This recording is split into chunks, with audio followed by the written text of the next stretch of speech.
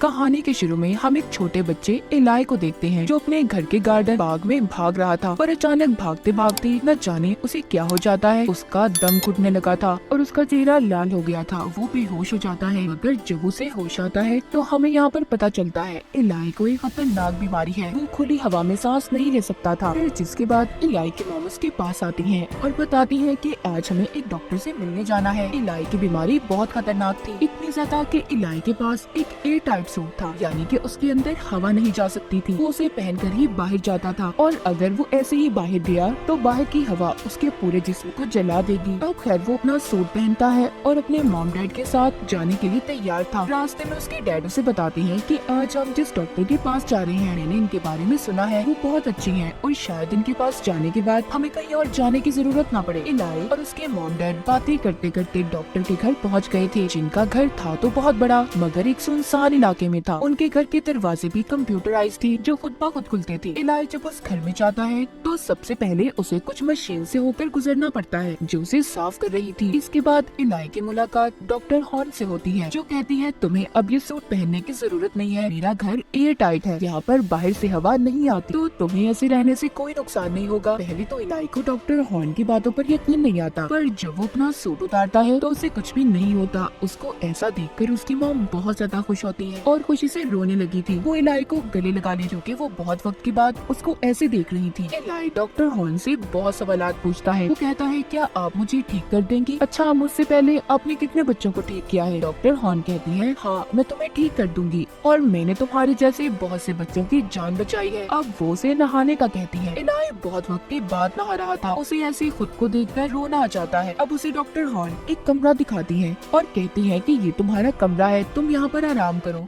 हम कल सुबह मिलेंगे। अब यहाँ से असल कहानी शुरू होती है। इलाई जब सो रहा था तो रात को उसे अपनी खिड़की के पास से कुछ आवाजें आने लगी थी, जिस आवाज को सुनकर जब वो उसके पास जाता है तो उसे वहाँ पर देखकर ऐसा लग रहा था कि जैसे कोई खिड़की के पास खड़ा सांस ले रहा हो, क्योंकि खिड़की पर भाप के निशान थे, जिससे वो डर गया था और कांपते हुए अपने मॉम डैड के कमरे में जाकर सो जाता है। अब वो अगली सुबह ये बात सबको बताता है। सबको सुनकर ऐसा लग रहा था कि शायद इलाई ने कोई बुरा ख्वाब देखा है, जिस वजह से उसे ऐसा लग रहा था। इलाई को कुछ नर्सेस एक कमरे में लेकर जाती हैं, जहाँ पर उसका इलाज होना था, जहाँ पर डॉक्टर हॉर्न उसकी कमर में एक सेल को इंजेक्ट लगाती है, जिससे होगा ये वो सेल इलाई के जिस्म में जाकर उसकी डेड सेल्स को खाकर खत्म कर देगा, जिससे उसकी ये बीमारी भी दूर हो सकती थी। मगर तभी उसके जिस्म में अजीब सा होने लगता है, जिससे उसका सारा जिस्म एलर्जी से लाल हो गया था। उसकी जिल्द उधरने लगी थी, उसे बहुत तकलीफ होती है, इसी वजह से वो बेहोश हो गया था। लेकिन जब उसे होश आता है तो वो खुद को एक कमरे में पाता है। वहाँ खिड़की पर एक लड़की पत्थर मार रही थी। इलाई घर के अंदर ही खिड़की पर खड़ा होकर उस लड़की से बात करता है। वो अपना नाम हेली बताती है। वो इलाई से कहती है क्या तुम भी बीमार हो? तुम भी खुली हवा में नहीं रह सकते? तुम्हें भी कोई एलर्जी है? क्योंकि अक्सर यहाँ पर वही बच्चे इलाज के लिए आते हैं जिनको किसी तरह की एलर्जी होती है, जो खुली हवा में सांस नहीं ले सकते। इलाई हेली को अंदर आने का कहता है, पर वो इतना कहकर वहाँ से चली गई थी। अब जब इलाई अपने कमरे में जाने वाला था तो उसे अपने पीछे किसी की आहट महसूस होती है। ऐसा लग रहा था कि जैसे कोई उसके पीछे चल रहा हो। जब वो पीछे देखता है तो उसे एक खौफनाक लड़की दिखाई देती है जो पकड़ने उसके पास आ रही थी। मगर तभी इलाई के सामने उसके डैड आ जाते हैं, जो उसे डांट कर ये कह रहे थे कि इतनी रात को तुम यहाँ पर क्या कर रहे हो? वो उसे अपने साथ ले जाते हैं। अब खाना खाते हुए इलाई अपनी मॉम से कहता है मैंने एक लड़की को देखा है जिसने मरीजों वाला सूट पहना हुआ था, शायद मेरे अलावा भी यहाँ पर कोई लड़की है जो अपना इलाज करवाने आई है। जिस पर उसकी मॉम कहती है नहीं, ऐसा तो कुछ नहीं है, हमारे अलावा यहाँ पर कोई नहीं है, तुम्हारा वहम होगा ये सब कुछ, तुमने किसी नर्स को देखा होगा। इलाई चुप हो गया था। वो दोबारा से अपने कमरे में चला जाता है। उसके सामने वही लड़की आती है जो इस बार उसे खींचकर कहीं पर ले जा रही थी। इलाई बहुत डर चुका था। वो मॉम डैड चिल्लाता है। अब उसकी चीखें सुनकर उसके मॉम डैड भी आ गए थे। वो कहते हैं बेटा यहाँ पर कोई नहीं है, तुम किससे डर रहे हो? अब यहाँ पर डॉक्टर हॉर्न आकर इलाई के मॉम डैड को बताती है कि ये सब दवाइयों का असर है, वो बहुत जल्दी ठीक हो जाएगा। जिस पर उसकी मॉम डॉक्टर हॉर्न को कहती है क्या आप दवाइयों की डोज कम नहीं कर सकती? इस बात पर इलाई के डैड उसकी मॉम को चुप करवा देते हैं और कहते हैं ये क्या कर रही हो? डॉक्टर को अपना काम करने दो, हमारे पास ये आखिरी रास्ता है, हमने इस इलाज में अपना सब कुछ लगा दिया है। उधर दूसरी तरफ इलाई को कुछ ठीक नहीं लग रहा था, वो यहाँ से जाना चाहता था। वो अपनी मॉम से कहता है कि प्लीज मुझे यहाँ से ले जाएं, मैं यहाँ पर नहीं रहना चाहता। और उसके मॉम डैड उसे मना कर देते हैं क्योंकि वो बहुत से पैसे उसके इलाज पर लगा चुके थे। अब एक बार फिर से इलाई की खिड़की पर हेली पत्थर मारती है। इससे पहले वो हेली से मिलने जाता वही लड़की जो हर जगह पर उसे नजर आ रही थी, वो उस पर हमला कर देती है। इलाई उससे डरकर अलमारी में छुप गया था और जोर जोर से चिल्लाता है। वहाँ पर उसके मॉम डैड भी आ गए थे, मगर इस बार वो लड़की इलाई की अलमारी पर उसका नाम लिख देती है जो बार बार लिखा हुआ था, और वो उस अलमारी को भी तोड़ जाती है। इतना सब कुछ देखकर भी अब भी सब यही सोच रही थी कि ये सब इलाई यहाँ से जाने के लिए कर रहा है। अब इसी रात इलाई हेली से मिलता है और उसे बताता है कि मुझे ऐसा लगता है यहाँ पर एक लड़की का भूत है जो मुझे डराना चाहता है और वो मुझे मारने की कोशिश करती है। ये सब बातें सुनकर हेली कहती है तुमसे पहले भी यहाँ पर एक बच्चा रहता था और उसने भी सेम यही सब कुछ कहा था, पर जब यहाँ पर रहने वाले डॉक्टर हॉर्न ने उसका इलाज शुरू किया तीसरी स्टेज के बाद वो यहाँ पर नजर नहीं आया और मैंने उसे बाहर जाते हुए भी देखा है। पता नहीं क्या हुआ उसके साथ। तो मेरी बात मानो, तुम्हें भी जल्दी यहाँ से चले जाना चाहिए। मगर तभी फिर से उन्हें किसी के चलने की आवाजें आती हैं। इलाई हेली को छोड़कर अब उस आवाज के पीछे जाता है, लेकिन अचानक से कोई उसके पाँव को खींच रहा था। जो वो शीशे में देखता है तो उसे नजर आता है 3 बच्चे जिन्होंने मरीजों के कपड़े पहने हुए हैं। वो उसे घसीट कर घर के बाहर वाले गेट तक ले गए थे और दरवाजा खोल देते हैं, जिससे बाहर की हवा अंदर आने लगी थी और इसी वजह से इलाई की हालत फिर से खराब हो जाती है। पर वहाँ पर डॉक्टर हॉर्न सही वक्त पर आकर इलाई को बचा लेती है और जब उसको होश आता है एक बार फिर से वो खुद को कमरे में देखता है, जहाँ पर उसके कमरे के बाहर उसकी डैड डॉक्टर हॉर्न से कुछ बात रहे थे। मगर जब उसकी मॉम आती है तो वो दोनों चुप हो गए थे। इलाई की मॉम उसके पास आकर उसे गले लगा लेती है। तभी वो उसके कमरे में उसी अलमारी को देखती है जिस पर इलाई का नाम लिखा हुआ था। दरअसल वो एक दरवाजे का कोड था।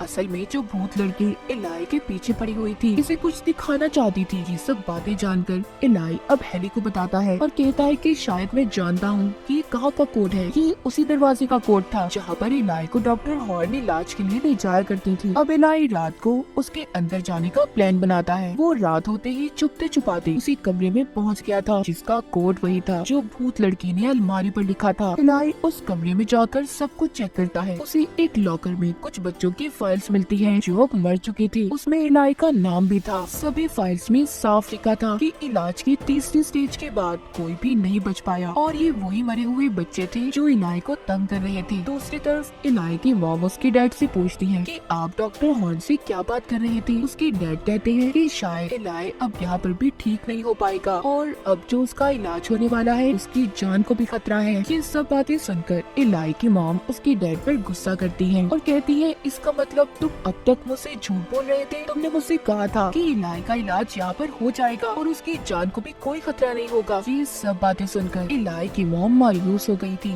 वो गुस्से में अपना सामान को पैक करके इलाई को लेकर यहाँ से जाना चाहती थी। इसी लड़ाई में डॉक्टर हॉर्न भी जाग जाती है। वो इलाई की मॉम से कहती है कि मुझ पर भरोसा करो, सब ठीक होगा। उधर इलाई अपने डैड के पास आता है और उन्हें फाइल्स के बारे में बताता है जो उसने देखी थी। वो कहता है डॉक्टर हॉर्न खूनी है, उन्होंने बहुत सी मासूम बच्चों की जान को लिया है, हमें यहाँ से जल्दी जाना चाहिए। मगर इलाई के मॉम डैड को ये लगने लगा था कि वो जानबूझकर ऐसी कहानियाँ बना रहा है क्योंकि वो किसी भी हालत में यहाँ से जाना चाहता था। इसीलिए वो उसे धोखे से बेहोशी का इंजेक्शन लगाकर उसे बेहोश कर देते हैं, जिसके बाद उसे डॉक्टर हॉर्न तीसरे स्टेज के इलाज के लिए लेकर जाती है। इलाई जोर जोर से चिल्लाकर सबसे यही कह रहा था कि प्लीज मेरी बात का यकीन करें, इस डॉक्टर ने बहुत से बच्चों को मारा है। यहाँ पर इलाई को नर्सिस ने पकड़ लिया था, मगर वो एक नर्स के हाथ पर काट कर यहाँ से भाग जाता है और जाकर डॉक्टर हॉर्न के कमरे में छुप गया था। उसे उस कमरे में एक खुफिया दरवाजा दिखाई देता है जो उसे एक तहखाने तक ले गया था, जिसे देखकर वो हैरान था। मगर वहाँ की हवा नुकसानदेह थी और दोबारा से उसे एलर्जी होना शुरू हो जाती है। वो बेहोश हो गया था, मगर जब उसे होश आता है तो देखता है वो बिल्कुल ठीक था और सही तरीके से वहाँ पर सांस भी ले पा रहा था। अब वो भी समझ चुका था कि उसके मॉम डैड अब तक उससे झूठ बोल रहे थे कि वो बीमार है। असल में वो बिल्कुल ठीक था। वो अपने मॉम डैड से बहुत गुस्सा था। तभी थोड़ी देर बाद उसकी मॉम आती है जो उसे ये कहती है कि मैं जानती हूँ तुम मुझसे बहुत नाराज हो, मैंने तुमसे झूठ बोला है, मगर मेरा यकीन करो ये सब मैंने सिर्फ तुम्हारे लिए किया है। सही वक्त आने दो, मैं तुम्हें सब कुछ बता दूंगी। लेकिन अचानक से इलाई बेहोश हो गया था। जब उसकी मॉम लॉक खोलकर उसे देखने अंदर जाती है तो वो अपनी मॉम पर हमला कर देता है। इसका मतलब ये था कि वो बेहोश होने का नाटक कर रहा था। उस हमले की वजह से उसकी मॉम बेहोश हो जाती है और इसी बात का फायदा उठाकर वो यहाँ से भाग गया था। बाहर आकर वो अपने कमरे की खिड़की को लोहे से तोड़ने की कोशिश करता है, जहाँ पर दूसरी तरफ हेली भी खड़ी हुई थी। इससे पहले वो बाहर जा पाता, सभी नर्सेज और डॉक्टर आकर इलाई को पकड़कर इलाज के लिए ले जाते हैं। वहीं दूसरी तरफ इलाई की मॉम को भी होश आ गया था, जो तय खाने से बाहर आने लगती है। तभी उनकी नजर एक कुएं पर पड़ती है, जो वो उसे खोल कर देखती है, जिसके अंदर बहुत से बच्चों की लाशें पड़ी थी, जिसे देखकर वो डर गई थी और समझ जाती है कि इलाई सच बोल रहा था। वो अब एक चाकू को लेकर इलाई की जान बचाने जाती है, जिधर उसका इलाज चल रहा था। पर इलाई के डैड उसकी मॉम से चाकू को ले लेते हैं और डॉक्टर हॉर्न को देकर इलाज शुरू करने का कहते हैं। वो इलाई को बांधकर किताब को पढ़ने लगती है और साथ ही साथ इलाई के ऊपर होली वाटर डाल रही थी। उसे कुछ समझ नहीं आ रहा था कि ये लोग उसके साथ कर क्या रहे हैं और क्या चाहते हैं। होली वाटर के गिरने से इलाई की जिल्द जल रही थी। अब जब डॉक्टर हॉर्न चाकू उसको मारने लगती है तो इलाई को गुस्सा आ गया था। उसकी जिल्द का रंग और आंखें लाल हो जाती हैं। वो गुस्से में उस चाकू को डॉक्टर हॉर्न को ही मरवा देता है। उन्होंने खुद ही अपनी जान ले ली थी और वहाँ पर मौजूद सभी नर्सेज को हवा में उड़ाकर आग लगा देता है। क्या इलाई के पास कोई बुरी ताकत थी जिस वजह से वो ये सब कुछ कर रहा था? ये सब देखकर उसकी मॉम भी डर गई थी। अब इलाई अपनी मॉम से पूछता है कि ये सब कुछ मैं कैसे कर पा रहा हूँ और मैं कौन हूँ, बताए मुझे मॉम। अब उसकी मॉम उसे बताती है और यहाँ पर इस कहानी की सच्चाई खुलती है कि असल में सबके पीछे क्या कहानी थी। अब इलाई की मॉम बताती है कि तुम आम इंसान नहीं बल्कि शैतान के बेटे हो। मैंने शैतान से दुआ मांगी थी कि मुझे एक बेटा चाहिए, जिसके बाद तुम पैदा हुए। मुझे लगता था कि तुम एक आम इंसान के बच्चे की तरह हो, पर नहीं, तुम में शैतान का खून है और इसी चीज को तुमसे दूर रखने के लिए हम यहाँ पर आए थे। पर इस चीज का अब कोई फायदा नहीं, तुम्हारी बुरी ताकतें जाग चुकी हैं। अब मजबूरन हमें तुम्हें तुम्हारे असल डैड तक लेकर जाना होगा। तभी पीछे से इलाई पर उसके डैड हमला करते हैं, मगर वो उन्हें भी हवा में उड़ाकर जख्मी कर देता है और अपनी मॉम के साथ घर से बाहर आ गया था, जहाँ पर हेली उनकी गाड़ी के पास खड़ी थी। वो इलाई को बताती है कि मैं भी शैतान की बेटी हूँ और जो बच्चे तुमसे पहले यहाँ पर आए वो सब हमारे बहन भाई थे। इलाई कहता है तुमने इन सब के बारे में मुझे पहले क्यों नहीं बताया? वो कहती है मैं चाहती थी कि तुम अपनी ताकतों को खुद जगाओ। ये सब बताकर हेली उससे पूछती है क्या तुम अपने असल डैड के पास जाने के लिए तैयार हो? इलाई भी इस बात के लिए मान गया था। हेली इलाई और उसकी मॉम को गाड़ी में बिठाकर इलाई के असल डैड से मिलवाने लेकर जा रही थी। इसी के साथ ये कहानी यहीं पर खत्म हो जाती है।